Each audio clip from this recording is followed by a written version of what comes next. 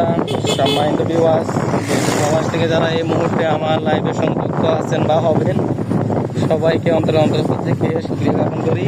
আল্লাহ পাক যেন সবাইকে থাকে।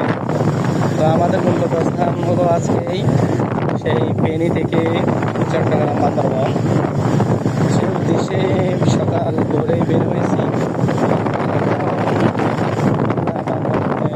একেবারে শেষ প্রান্তে আছি। এই আর মাত্র 15 কিলোমিটার গেলে আমরা আমাদের পর্যটক কেন্দ্র, বাংলাদেশের পর্যটক কেন্দ্র, যার নাম হলো বান্দরবান এরিয়া, পাহাড়ি অঞ্চলের এরিয়া। ওখানেই আমরা ইনশাআল্লাহ যাওয়ার উদ্দেশ্যেই অতিক্রম করে ফেলছি, চলে যাচ্ছি। আর অল্প কিছু সময় গেলে আমাদের মূল দেখা যাবে। তো আমরা আসলে অনেক চিন্তিত যে আসলে এমন একটা রোডে আমরা প্রবেশ করেছি, যে রোডটি একেবারে শান্ত, একেবারে শান্ত, মানে মানুষের সম্পর্ক নেই, মানুষের এগুলো তো প্রয়োজন আছে।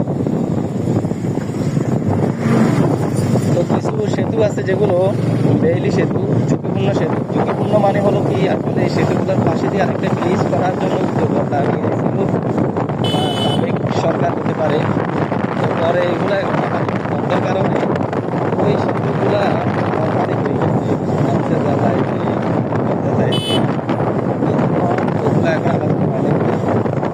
তো আমি আমার ভাই স্বপন ভাই, উনি বাইক রাইডার্স, অনেক ভালো বাইক রাইডার্স করতেছে।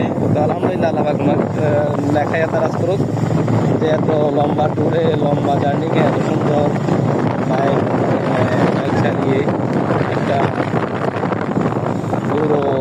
দুর্গম গতিতে এমন একটা জায়গাতে যাওয়া, যেটা অনেক দূর।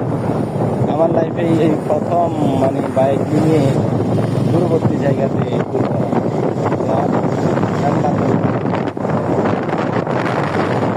তো আমরা আশা করি আর বেশি দূর নাই, আপনাদেরকে দেখাবো ইনশাআল্লাহ। আপনারা সম্পর্কে থাকবেন, আপনারা ইনশাআল্লাহ আপনাদেরকে শেষ গন্তব্য পর্যন্ত এখান থেকে দেখাবো। 10 মাইল থেকে 25 কিলো, 10 মাইল বটগাছের মোড় থেকে 25 কিলো বান্দরবানের মূল কেন্দ্র।